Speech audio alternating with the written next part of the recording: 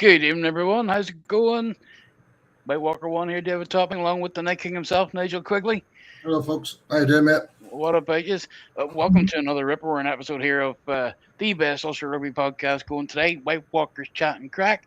This month, we cast our eyes over those InterPro wins against Connacht and Munster.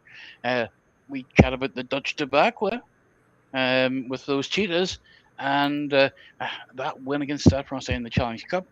We're also going to talk about Mixed Ability Rugby with Gregor GALWAY, and we'll bring you up to speed with a bit of schools rugby if we can, and the recent AIL Junior Cup finals involving both the men's and women's teams from Minnesota Rugby Club. We'll also have some details about the Pan Zones coming up with the Scarlets, along with the return of those mini mics, plus also the Six Nations and Irish 15 squads have been announced. There's some good selections there from an Ulster perspective, and also some good news on the contract front as well. So, right, we're ready. I'm sure Chris Brownfield will be here once his Wi-Fi sorted. Big Joe Shep and the TMO truck's ready. It's time to pack down, crouch, pause, engage.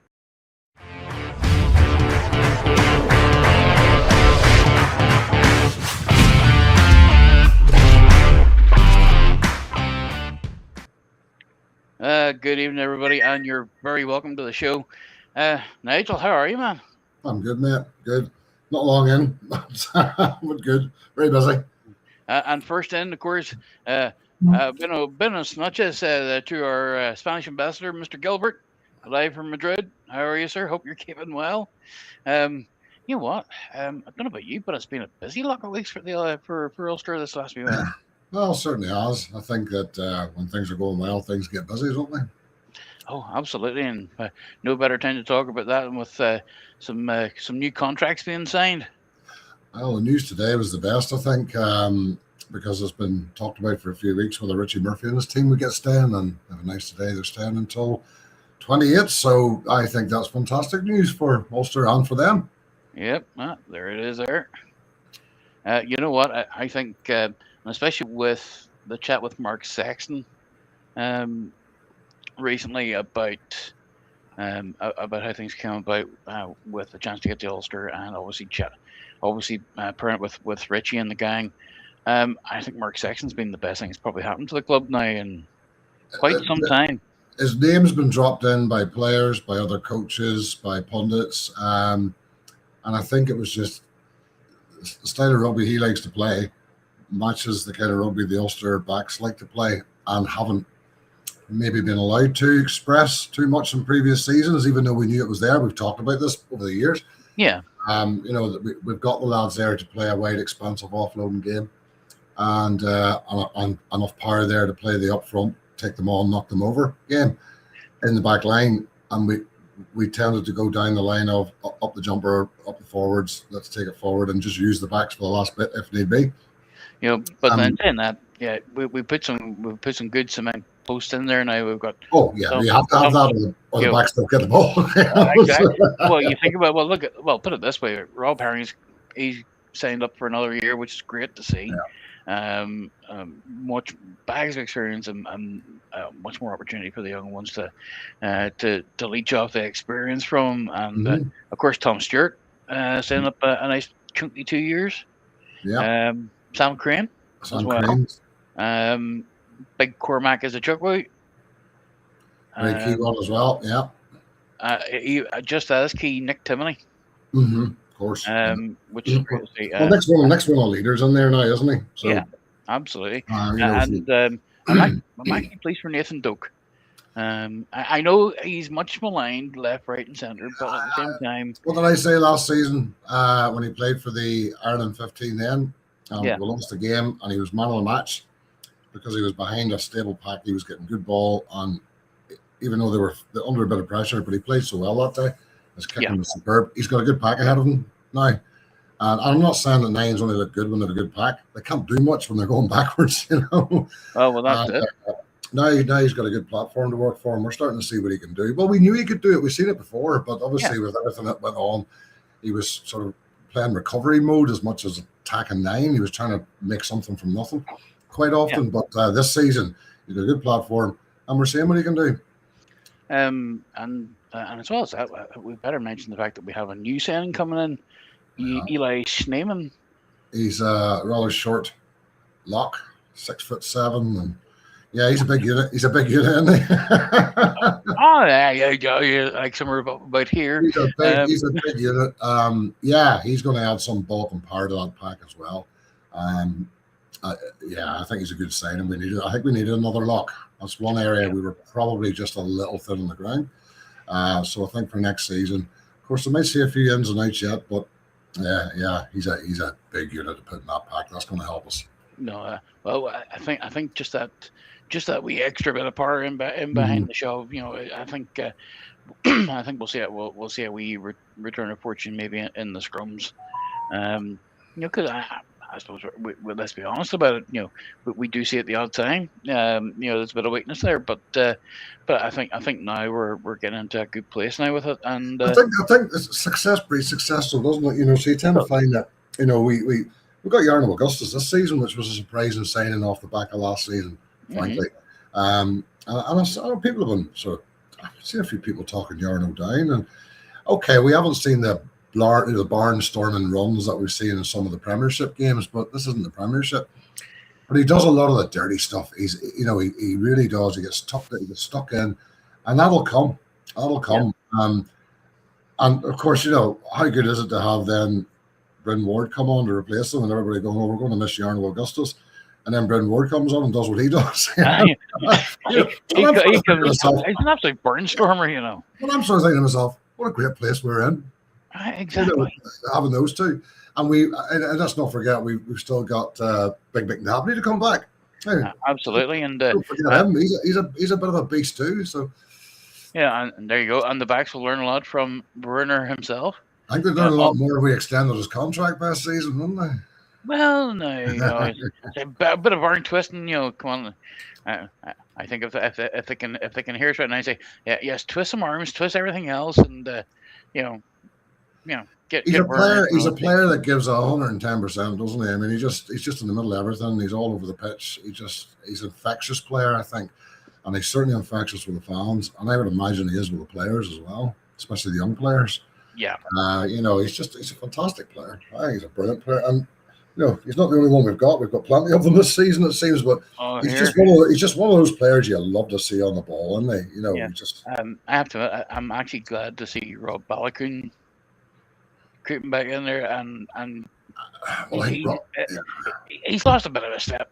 But you know what? I don't mind, because he is trying to he's getting this back, but he's also trying to bring back that wee bit of explosive speed that he has. Yeah, he's young enough, that will come. He'll get that back, and I'm happy for him to see him getting picked for the Ireland squad. But I mean, he had a horrible time with injuries, and that obviously set everything back for him. Because people were talking about him as an Ireland potential 2 seasons ago, and then he had 2 really, really bad runs with injury, really long runs. And he's got to be careful coming back, and he's getting a run of games now, so he'll build that strength up. But he's had to. In fairness, they've managed him fairly well. The old days, he's fit, stick him on. Those are gone now, aren't they? Very much. It's manager's return, slowly. And we've got a few other players that are coming back into contention. As I say, I think James McNabney's not far away from what I can see, and Ben Moxham looks like he's fully training now. Yeah. So we might see him soon. And Ben's a big lad. Ben, you're gonna prove me right. I know you are. You're gonna break through because you're a big unit.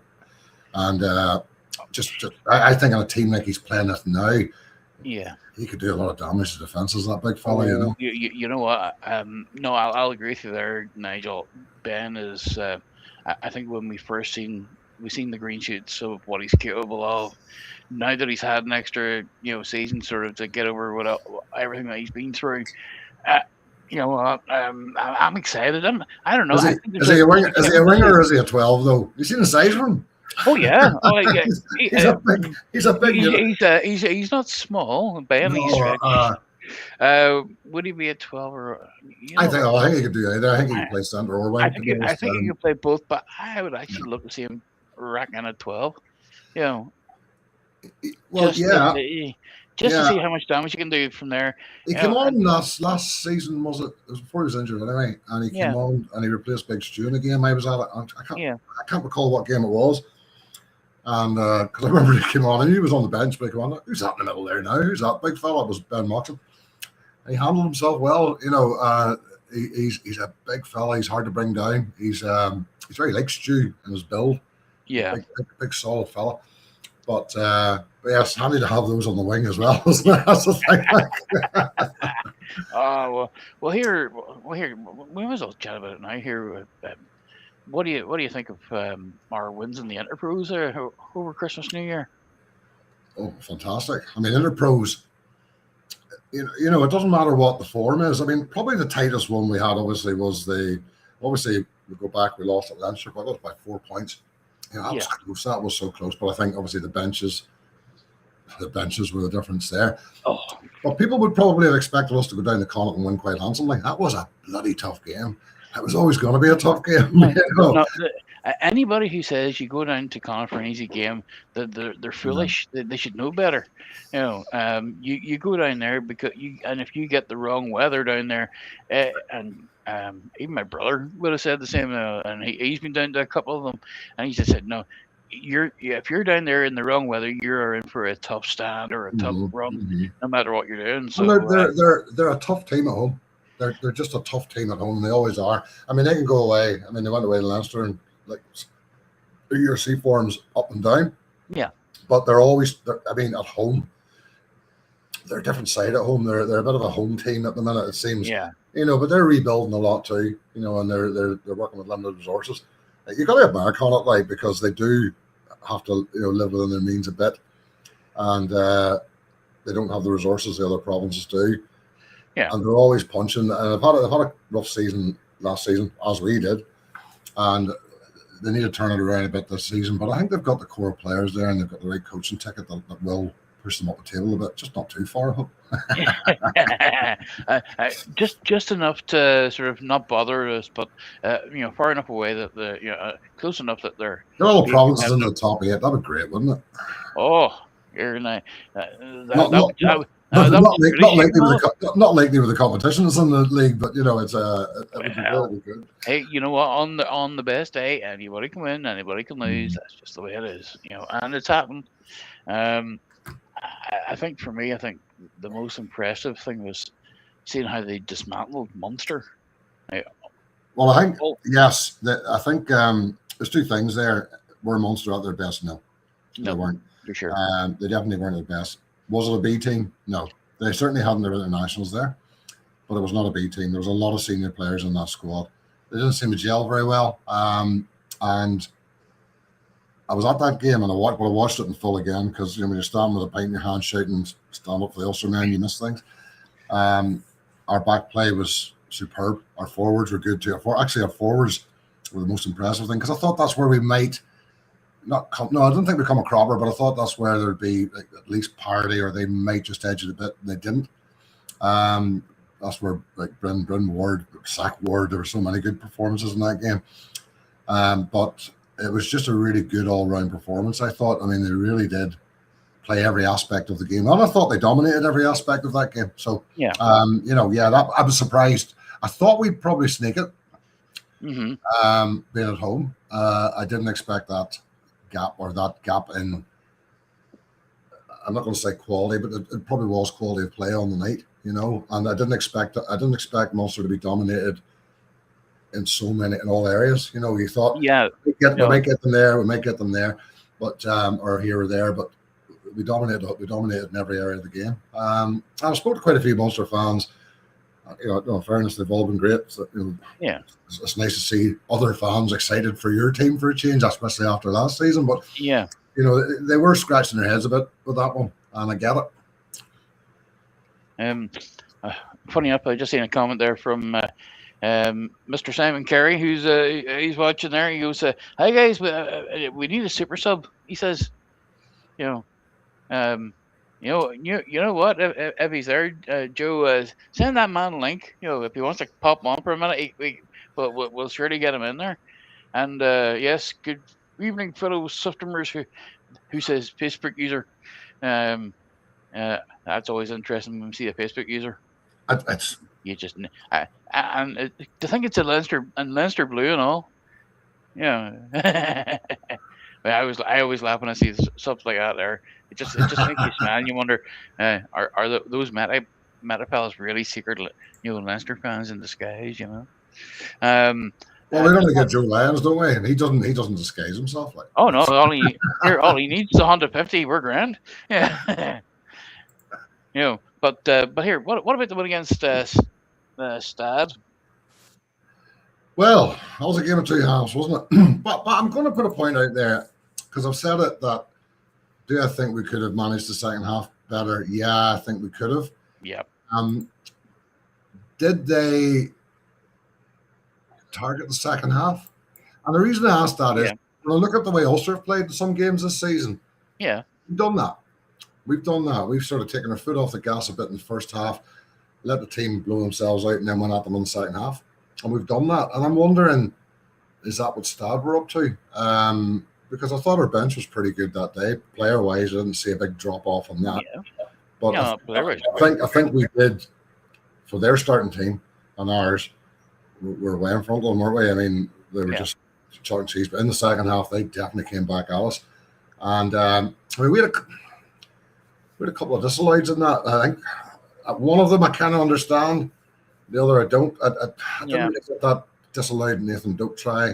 I couldn't see. I mean, we were watching the big screen as well. I couldn't see how that was giving us forward. I just couldn't see it because that old thing. He was behind the player that passed the ball. The player got hit when he passed it. Yeah. So he went forward. The ball was going forward, obviously, because they're traveling forward, and they gave it us forward. Had he not been tackled, that would not have been given us a forward pass. Yeah. I missed the Jacob one, but apparently I can't remember who it was. Somebody grabbed somebody's ankle or something, didn't they, or something like that, and that stopped them tackling Jacob or potentially tackling Jacob. So maybe I missed that, but again, was at the game, but I didn't get the Nathan Doak one at all. I thought that was a bad call, frankly. Yeah, there were a few calls which were quite confusing, but that's what we get from time to time, and we deal with it as we do. To be honest, I thought Sag gave us a few real good cardiac moments, in the last sort of 10-15 minutes of the game, and I think we were lucky just to get away with it. Now, I managed to find out who our Facebook users are. The first one from the evening fellow Siftimers was actually none other than Mr. Brownfield Senior. So hello, Ray. Hope you're keeping well, sir.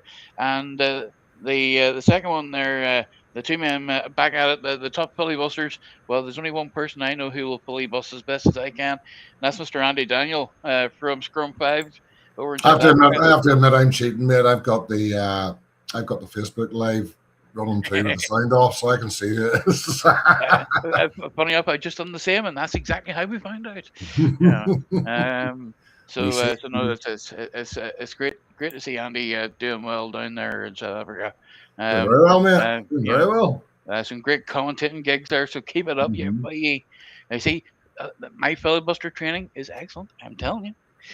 But we watch all you guys. I'm absolutely chuffed for him, and hope everything else is going well down there, Andy. I think at this point, I think we can have a wee chat about what's going to come up obviously in the next few weeks. We've got the Six Nations coming up. The Irish squads. Joe, could you put up the squads for us?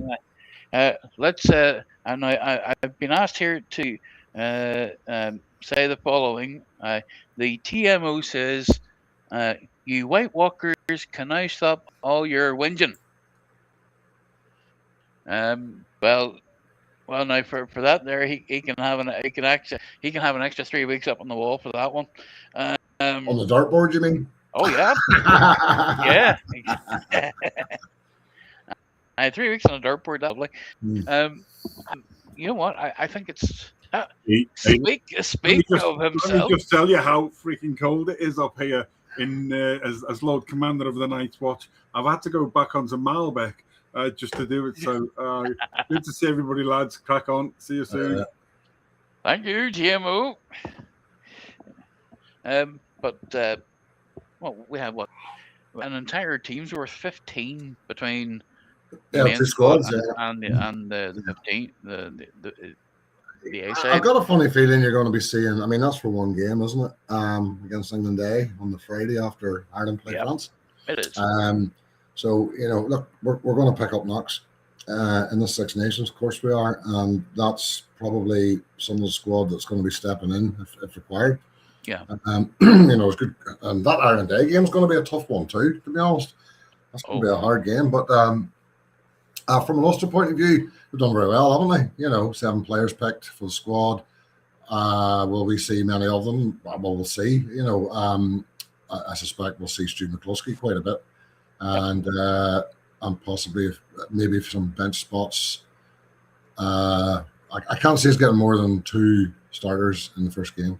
1, possibly, maybe 2. Yeah. But, maybe 2. But here, I'll take it. Yeah, and I would say Stu will probably start that game. I'm looking at the rest of them picked and thinking maybe, don't know, maybe a couple of bench spots, but I don't see them starting. They're going to be slightly wider squad here, so Ulster fans needn't get too excited. You will see them. They'll probably all play against Italy or Wales. Sorry about that, Wales. But they probably won't figure that much in the big games, because this is not a root and branch change by Andy Farrell at all. Yeah. He has gone with all the old familiars, and I think everybody expected that. I think everybody knew he would. There's 1 or 2 maybe surprise inclusions. That if you include them, why have you omitted somebody else, if you understand me? Yeah. Well, funny enough, that's Dara Hayes there with a comment. Zach Ward being very unlucky in the senior squad. Do you know what, Dara? I think, as a Munsterman. I'm honest with you, Dara. I think they'll be looking at Zach and thinking, well, he's only played a season at wing, season and a half. They're probably looking at him that he's not experienced enough. And that might be right, for international level. But if he keeps going the way he's going, he's going to break in somewhere, isn't he? He's been superb for Ulster this season. He was good last season, but you can see the green in him last season. A lot of that's gone this season. Yeah. But he probably, I think he still has a few work-ons according to pundits and coaches. Maybe his aerial game a little, his kicking game. But those will come. I mean, he's not played this position an awfully long time. And I think that's what's excluding him from honest. But he's in the 15 squad. I think he'll start that game. I do think he'll start that game. So he's crawling up the ranks. And, he's got some very good players. JJ Kenny's another one. He's come through from sevens, flying machine. And I would say for the very same reason, he's not in the senior squad. That he's just not seen to have enough miles under the belt yet, enough. Yeah. But they will. The thing is, they will. And you've got to be patient in there and set up. You've got to be very patient. And I say those 2 boys will get their day. And others as well. I mean, we've got wider players. I've heard Ulster fans saying, why isn't the likes of Dave McCann getting a look? And fortunately for the likes of him, it's just who else is there? We've got an absolute wealth of riches, and we've got players that have been in that squad for a season or 2. It's going to be hard to unseat them. Put it this way: even the Ireland 15 as it is there, obviously with Sam Crane in there, I'm actually see Brian Gleeson in there, and Ollie Jaeger, and then of course Bryn Ward in the mix there. Obviously Zach and Jude, the two Murphys in there. Well, you see an awful lot of the future of Irish rugby in there, don't you? Because a lot of them are young fellas. They're young fellas, and but they're good. You got as you said, you've got the 2 Wards in there. You've got the 2 Murphys in there, and you've got. I'm just looking here to see who else we've got. Yeah, you've got. You've got Kenny in there. You've got Hume. Hume is one that's probably. Again, somebody has been held back by a lot of injury, frankly, because he was breaking his way into the Ireland setup and then got two bouts of injury, and we know what happens there. Yeah. But he seems to be fighting his way back to form again, and he is in form again. Jude Pothwaite's another one that's kicking through. And I don't think it'll be long before we see him in a senior Ireland shirt. Sam Crane, I see Sam Crane's in there. We've got Sam in the gym. Sam, you're making me look thin. But I like Sam Crane. The fitness will come with him, I think, as well. Max Deegan, he's got to be a strange one, hasn't he? Because he's been in between the two squads in and out for a few seasons. But again, it's just a sign of what they've got there, isn't it? It is. I think with Max in particular, his form's up and down. But then, if you think about the competition he was up against as well in the senior squad, you've got Ollie Jaeger in there who has been playing. He has played for Ireland. You've got Gus McCarthy in there who has played for the senior team. You've got I see Scotty's in there. Scotty Wilson's in there too. Charlie Irvine. Charlie Irvine's Charlie Irvine's just. I've got to be honest with you. I'm delighted for Charlie Irvine, but he's in ahead of a couple of people I wouldn't have expected him to be in ahead of, if I'm honest. But because I think Sheridan for Ulster's been really good this season, and I'm surprised he's not maybe getting a little eye at him. But Charlie's come in, he's played well for Ulster, and he's just jumped into an Ireland 15 squad. So I'm good on him. But I can understand why people are disappointed for players, because we've watched them all season, we've seen the performances, and we're thinking, they've got to be getting close. Dave McCann's another one. I don't know what more Dave can do sometimes to maybe get a bit of a more favourable eye on him. I think he's a serious unit, Dave McCann. Yeah. But again, the coaches don't do it. But that squad is, and I was going to say it's a mix of experience and youth. It's more youth than experience, but it's when you look down the list, it's bloody good youth, isn't it? They're all good players in there, and all of them are good players. Really looking forward. Well, you know what? I think it's time we brought on our wee guest for this evening, Nigel, and we'll get his thoughts on what we've seen there. He's been a guest a number of times in the show, and one of the best proponents for Mixed Ability Rugby that I met, and had the chance to chat with him earlier on in the season before the Malone Tornadoes went to the IMARC tournament in Spain, and they acquitted themselves very well. But let's bring him on here, Mr. Gregor GALWAY. There he is. Gregor, how are you, bud? Very good. Big shout out to the Happy New Year to you too. Happy Easter. Happy New Year, man. Just had to say it since we're in the new year. Absolutely. And hope you're keeping well, man. Likewise. Yeah. Good. Big shout out to the military, those people who are watching. Just saying. I told the coach. Here. Oh well, put it this way. I think this week I've seen a lot of great press about the Tornadoes. Thank you for that thing that you sent to me. Yeah, I think even Power and I did a piece about the Tornadoes and their mixed ability adventures, and you know what? It was a very interesting read. Actually, I was actually quite jumped to see it, of course, yourself, Gregor. You've had a busy enough wee year. Obviously, you was back with the rugby, and but also with getting nominated for awards left, right, and centre here. Indeed, what's it all about? So right, okay. So busy weekend coming up. This going to a 50th birthday party on Saturday night at Tornado / an fellow Tiger 50. At Ulster Rugby Club, and then next weekend I've got the Eastside Award, which is every business. It's an event. It's a Titanic hotel. You get dressed up, and then on Saturday night, where can you be on a Saturday night? Play half a day, no better place. Just saying.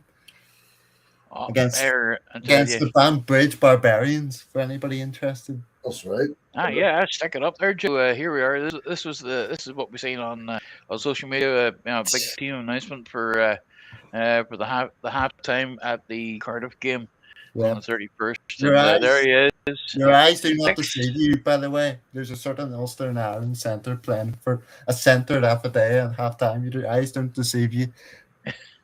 I was kind of thinking that. Holy moly! Yeah. It's absolutely fantastic to see, and congratulations, Gregor.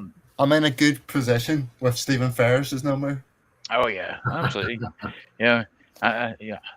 You'll be coming out looking like you've had a fizz on you. Yeah. Yeah, but how are you keeping anyway, Gregor? I'm keeping good and keeping active. Like I was training on Monday night. Excellent. And how do you think the the Tornadoes have got on this season so far? Very good. I mean, like, we've only played one game. I mean, Yeah. like, we've not played any games. Like, I played against the President's 15, which is quite interesting to compare, like, the laws. An interesting wee run out. Well, yeah, it's not like the likes of Chris Henry started at Gibson Park, so you can say that I followed in his footsteps. Brilliant. I'm not joking. Yeah. Well, here, here, Gregor, some names here, aren't they? Fez. Here, I'll tell you, Fez, Chris Henry, Paddy Wallace. There, I was doing a lot of training with you guys as well. Yeah. And it's great to see Paddy out and about and doing with the rugby balls again. It was great to see him. Yeah, I know that Rory Besson's involved with Banbridge, actually. Oh, yeah? He was, but I don't know if he still is.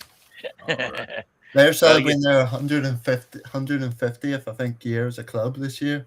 Yeah, absolutely. I think it's well, here, Gregor, tell me this. What do you think of the Ulster, the Irish squads? All right, okay. It could be, right. I'm going for, right. Whenever I saw it, I thought the first team, I thought Zach Ward had been it, but then I read, thanks to somebody, just like, right. I saw him in I think it's good representations. I mean, like, first off, I mean, like, Stad front game, line-out wasn't good. I'm just being honest. Yeah. Second of all, I noticed something else. One of the assistant referees was, like, Shane Lowry, the golfer. If you've watched the game, one of the assistants looks like a Mr. Shane Lowry. Indeed. With his hair and all that. I was like... Some of his calls were like Shane Lowry was making them. Play rugby. No, well, actually, sorry. Yeah, no, go I ahead. Give a shout out to the 4 provinces group. We're actually going to do a build-up, lead-up, and lead-up. We're going to do posts in leading up about Mixed Ability Rugby. So if you want to look at that, check it out. That's right. I believe Big Connor's making the trip up. I don't know if he is or not. Oh, that would be good if he could to see this. So you know, I'll be absolutely. I'll have no landscaping to do this time of year, mate. He's plenty of time. Well, here I'll tell you what. Let's get another voice in on here to chat about this, Gregor. We know him from doing all the fan zones, and he is going to be helping. He'll be having a big bit of crack this weekend at the Scarlets game. Let's bring in Simon Carey, if you're there, Simon. Hello. Hello. Hello, guys. How are you? How you doing, Simon? Not too bad, Nigel. Good. Here, it's great to see the success of the fan zones there, Simon. I wanted just to get first of all your thoughts on those Irish squads.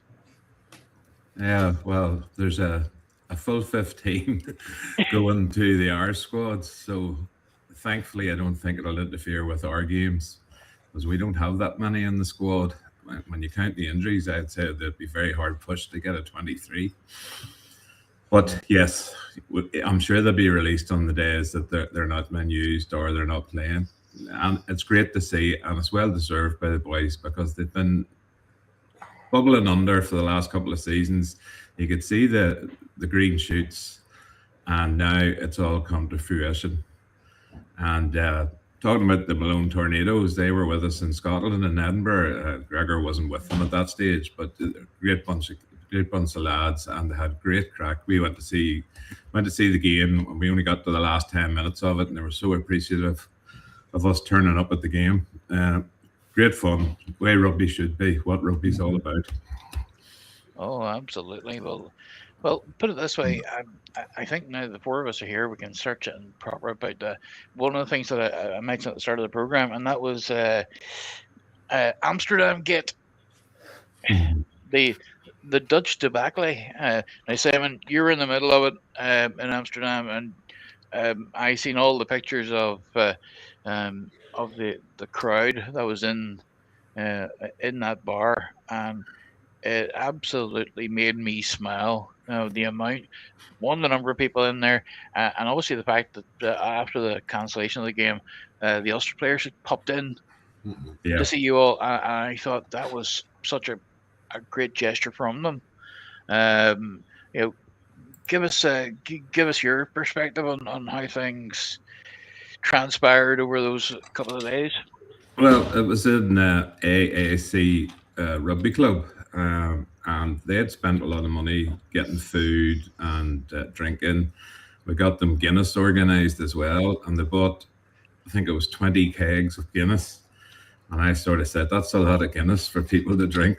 But anyway, when the match was cancelled, this was all up in the air. And we were just fingers crossed that there would be enough fans turned up so the guys didn't lose money on it. The whole idea was put money back into grassroots rugby. And they did. In fairness, the fans showed up in big numbers and they sold 19 of the 20 kegs. So not be bad. Yeah, and I think they lifted over £10,000 in the bar. I don't know what the food take was, but the food and everything they did was absolutely spot on. You couldn't have asked for more. And all volunteers from the rugby club doing the food, working behind the bar, etc. Really, really good people, really nice people, and they're hoping to come over to Ulster in 2027 to do a tour with a veterans team and their first 15. And then finish off by going to Ravenhill. So we're with the two presidents, Paul Hart and their president, are working on that in the background. Wow, absolutely fantastic. And as well as that, the amount of money you've raised so far for, through all your raffles and everything else, like we're over 2,500 so far, I believe. It's close to 2,300 and something.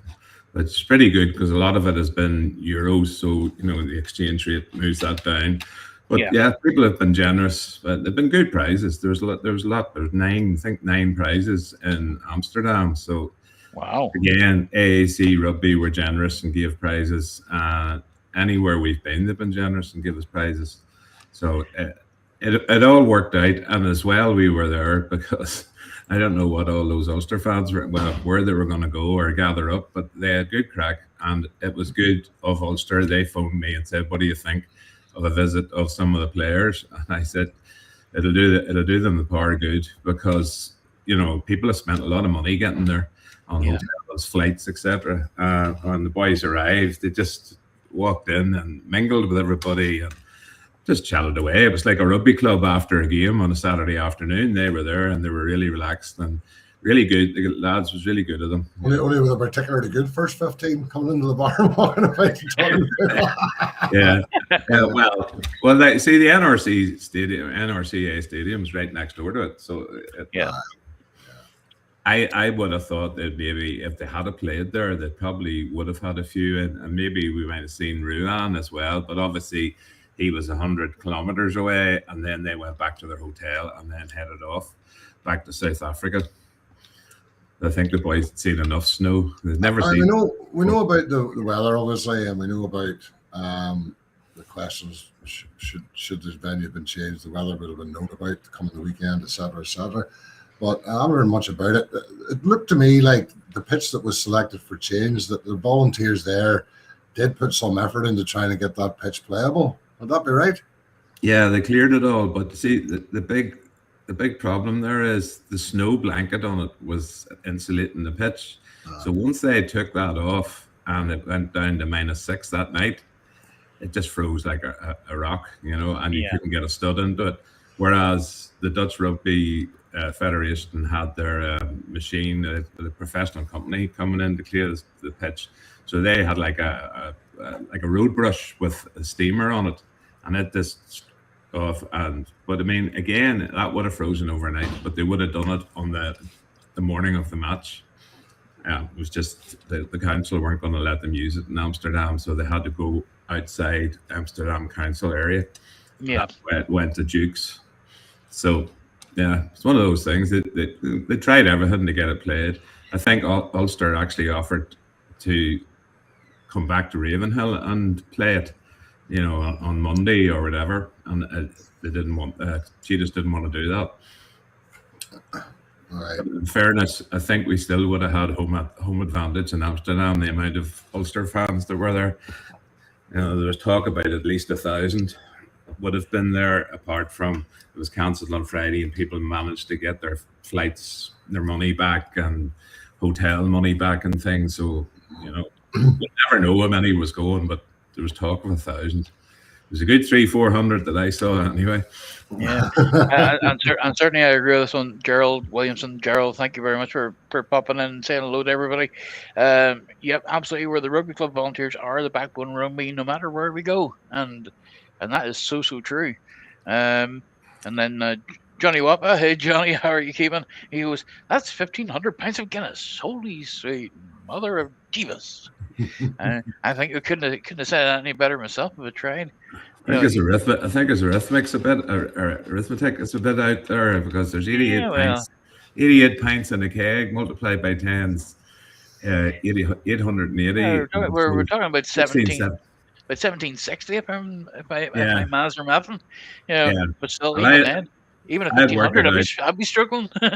I worked it out with them, and I said, you're going to need, the people drink 10, a good Guinness drinker will drink 10 pints, maybe on a good day. Yeah. So you need 176 Guinness drinkers to clear that. They hadn't realised that, so. But it worked out in the end. Absolutely. Well, I would say they probably helped themselves to the last keg. That was a celebration, did they? well, they were selling it at €650, which is about €3 a pint cheaper, and then for the last 2 hours they dropped the price to €5, and that cleared out that nearly the rest of it, because it would just lie around their rugby club. I mean, they have a break mid-season, which they're in now, so there'll be nobody in drinking it. Right. There you go. It worked out well. I mean that kind of money left out at a bar in one Saturday that's a good amount of money. No club would complain about that. And so it's good that it works for them too, because it's beneficial for the whole game then, isn't it? That's right. It helps rugby in Holland, and it helps on our fans who are out there. See everybody, going and taking an interest in it in a place other than the normal rugby strongholds. That's right. That just puts a smile on your face, and there's no doubt about that. Well, here, Simon, I believe you're doing another fan zone in Quigley. Yes, on Saturday. At the halfway on Glencoe Terrace. What's the plan going to be like for the game with the Welsh Wizards? Well, the Welsh Wizards stadium is only about 10 minutes stroll from there. Very close to the stadium. It's a great wee venue that South Wales used in the past, and they were happy to take us again. And funnily enough, my hotel is right in between the two of them, so it's good all around. And most people do stay in the same hotel, so it should be a good day. I know quite a few people going to it, so our expats living in Wales and the UK will all turn up for that one, and there's quite a few coming from over here as well. So I have no way of telling what the numbers will be, but hopefully it'll be over 100 anyway. And of course, we'll have all the usual fun and games there. Obviously, raffles, maybe the odd appearance here and there from somebody. I'm sure. Yeah. I'm sure maybe even a Hugh, he might pop his head through the door. Hugh's very good that way. He does turn up, and the presidents have been good over the years as well, and they'll show up and say a few words to the supporters that have travelled. I don't think we'll be getting players this time, obviously, with all the Ireland call-ups and everything else. It wouldn't look great. Twist their arm a bit. Well, you never know. Exactly. That's the one thing I love about it, is the fact that you just never know what's going to happen with these things. Mm-hmm. It's an open invitation, so they all know if they want to come they can, or if they're allowed to come. It's another point. They're allowed to come. Well, Richie's been over a couple of times and come in and said hello, and the coaches are quite good that way as well. Just depends on what happens. You don't see them before the game, so sometimes what they tend to do now is head straight back. After the game, they go to do their meal or whatever, and then they head back from their hotel, whatever flight they have sorted. So that means that they don't have much time, because Sunday's the players' day off. Yeah, you got to think of that. So they want to get back to their families and whatever. So can't really blame them. They've done their job for the week, and they want to get home. Absolutely, and Craic, we've had It's been nice to see the fan zones really bringing bringing a real sense of togetherness for everybody who comes over to them, and you know what, we see it, and with me living over in the northwest, I don't get over as much as I'd like to, even as far as Ravenhill, but it's a case of I see the crack, I see the pictures coming from it, and I'm sure this weekend, Monsieur Brownfield will be hanging about somewhere with those wee dreaded mini mics, and he'll be picking up stuff here and there. So Yeah, I'm sure you will do. it'll be interesting to see what he comes up with, especially after the last one. We nearly had to put a health warning on it. If I remember right. Get a volume control on them. Oh. I shall not comment on that one. I may not necessarily be quiet myself, but well, I don't think any of us are as loud as said person. Well, where is he supposed tonight? to be here tonight, by the way. Unfortunately, I think we've got issues with the Premier and Wi-Fi. And I think this time it didn't extend to the car park. Well, yeah. Don't say that. Elon Musk tried to sell them Starlink, and he probably offered to buy them out now. No! Call them minutes. He'll end up buying 2 seats for another airline. Yeah. I'd take his free one.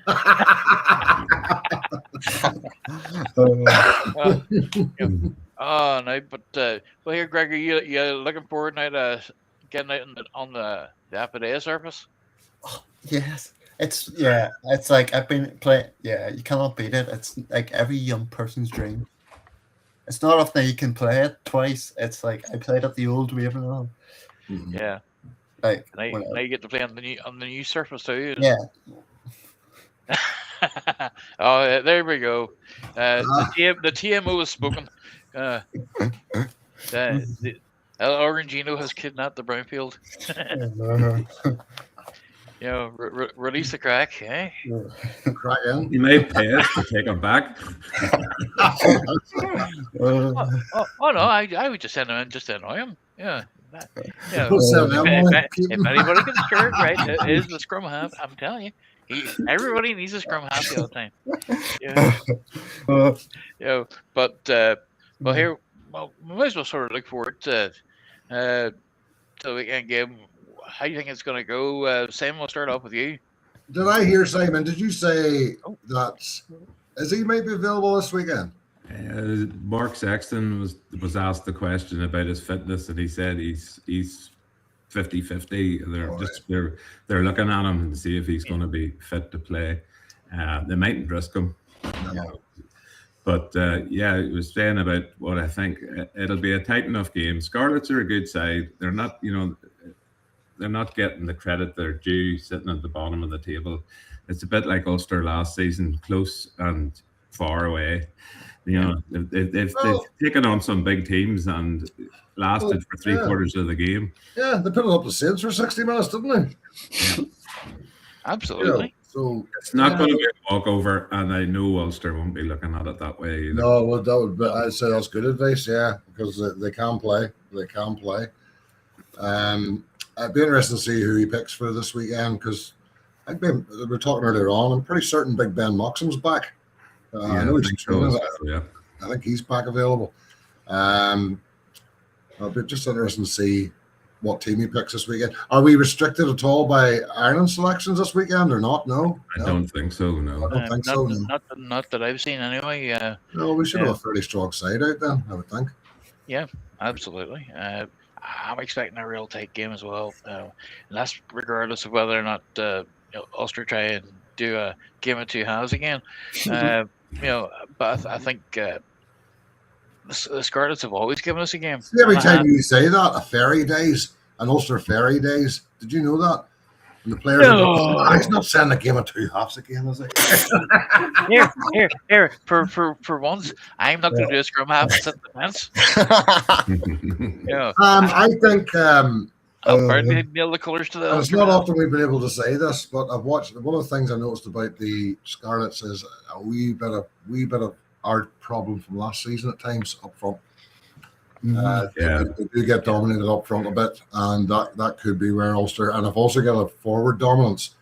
I think eventually the backs will get the dominance too. So it'll be interesting to see how they respond to that. But having said that, they put it up to Saints for 60 minutes. So it's going to be a tighter game. I think a lot of people expect. Well, it could go either of two ways. It could be a tight game, or Ulster could just turn it on. You don't know. Or Scarlets could turn it on as well.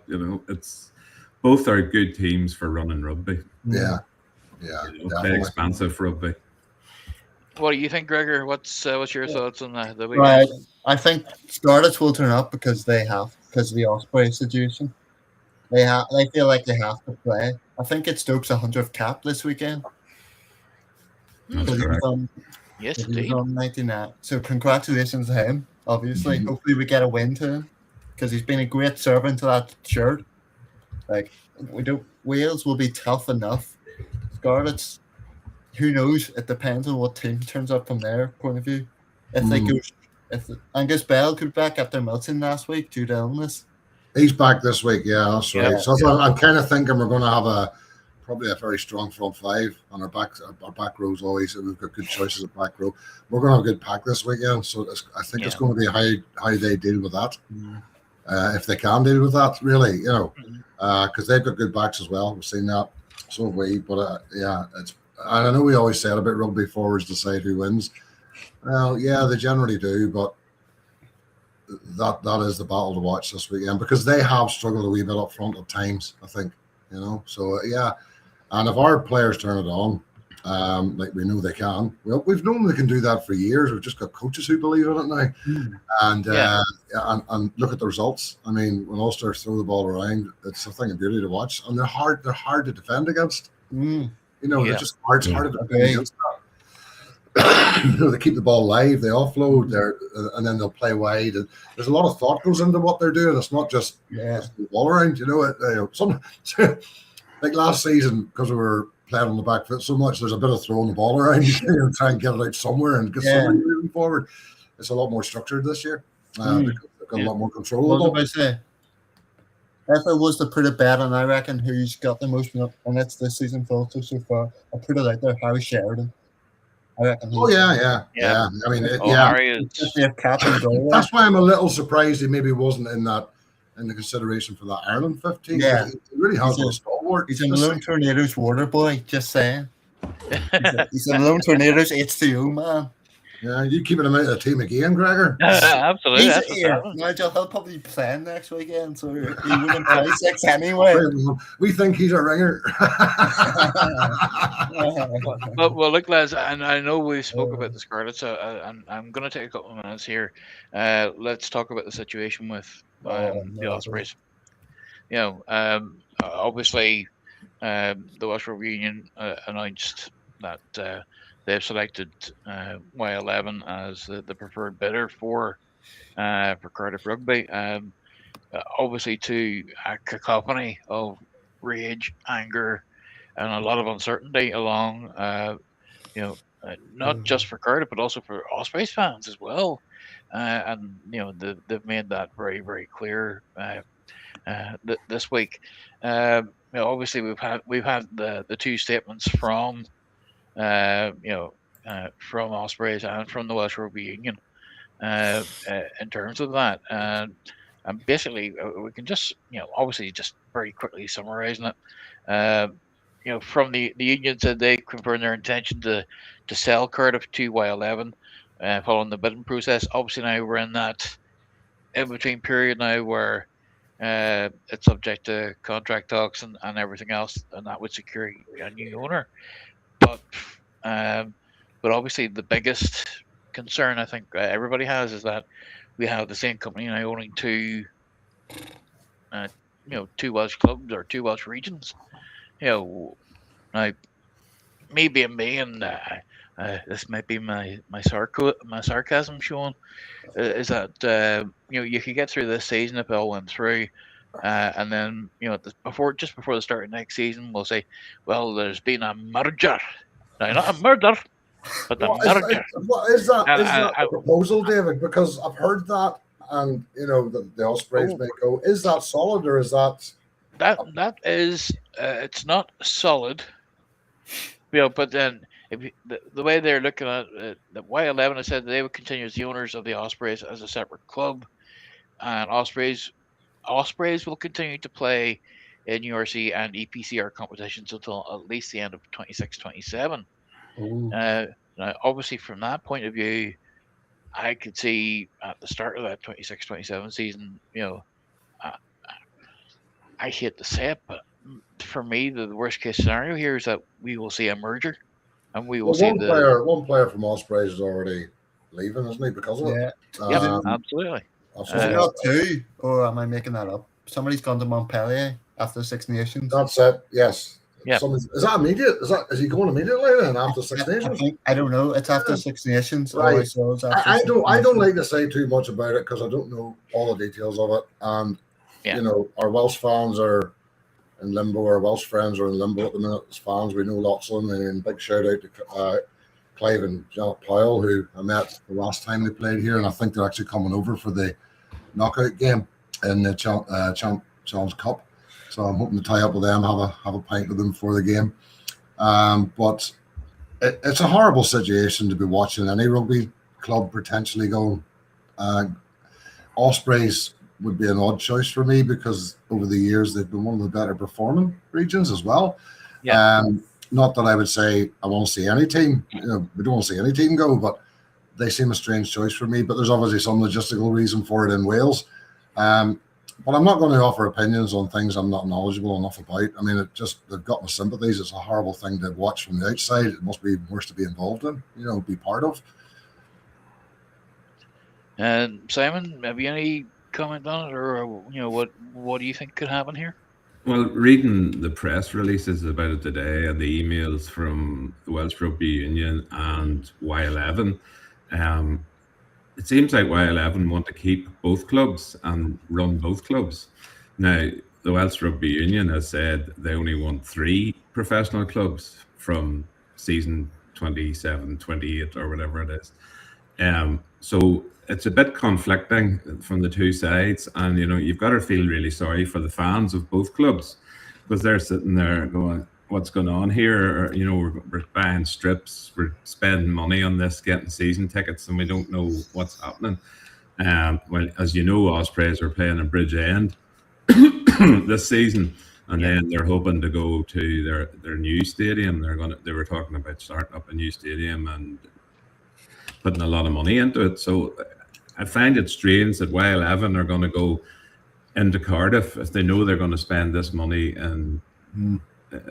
Ospreys or whatever it is in Swansea or close to Swansea. So it's complicated, as you said. Nigel, I think the only thing that stood out for me was the statement that came from Ospreys. I think it was the players that said they had not been made aware of any of the detail, that they weren't spoken to about it, and they didn't know anything that was happening, which has probably led to this player leaving, this first player going. And that's wrong, I think. I mean, at any level, that's wrong. It's just bizarre that it's just negotiations going on, on your behalf somewhere else. We'll tell the press before we tell you that shouldn't happen. It's just I don't. Why there seems to be this? We want to go to 3 teams in the Welsh Rugby Union. That's where this is all stemmed from, really, isn't it? Yeah. And I maybe some of the Welsh fans or some of the Welsh friends could explain to me what their rationale is there, because I'm not quite getting it. They've got 4 teams. Yeah, okay. You look at the table at the minute, 3 of them are down the bottom end of it. But I think a lot of that's down to the Welsh Rugby Union, frankly, because from what I can see, there's got to be a lot of motivational problems within Welsh Rugby in general with the way things have been coming out the last couple of seasons. It's bound to have an effect on. It affects the fans. It's bound to affect the players, isn't it? Yeah. Oh, absolutely. Well, you think about it. Even from a national team standpoint, the national team has not played, finishing near enough wooden spoon near enough the last 3-4 years. That obviously then doesn't help that you're trying to change coaches every 5 minutes by the sound of it, and then you get to the stage where the hierarchy, whatever's happening in the hierarchy, it just seems to be a rumbling snowball, and it's just gathering more moss as we go along, and it's gonna get to an inflection point, and I think that inflection point is going to be um, right now where Y11 could end up actually owning two clubs, you know, and then you have to say, okay, well, conflict of interest first. That's bad governance on the part of the WRU. They shouldn't. They've let themselves be put into that position, and it'll be interesting to see how they try and get out of it if they try. So that's obviously the first. Obviously, yes, the fans and the players will lose out greatly. The fans in particular, as you say, they're the ones who are buying kits, jerseys, and they're wondering, well, why am I buying a jersey where my team could be gone next season? And that's, I think that's the greatest worry. I think as of a couple of days ago for the Six Nations, there was basically a full stadium not sold. Now that's got to be a first. Yeah. That's got to be a first. I think the whole problem. Sorry, Nigel. The whole problem is their youth pathways aren't connected in the way that, say, Ireland's are. Ireland's pathways are pretty good, whereas we were suffering from that for a long time, and we're now starting to see the fruits of our pathway, and we're getting all these young players coming through who are all excellent. So I think that's what they need to sort out. But I don't think the way forward is dropping from 4 teams to 3 teams. This means you've got smaller area or bigger areas to cover, but with less people, and a smaller pool of players to pick from for your national team as well. Yeah, and the thing was, the way they split the 4 teams, I found this out from Welsh fans, been over there quite a few times, and they put teams together that hated each other's guts. So the fans won't go to see Scarlets because they're fans of some other team, and they'd rather go and see their club team, and it was the same with the Ospreys as well. Yep. So, they weren't very good at it in the first place, It'd be like putting Leinster and Munster together as one team, and Ulster, well, not as much Ulster and Connacht. They can get on better, but the Munster and Leinster fans seem to really go for each other.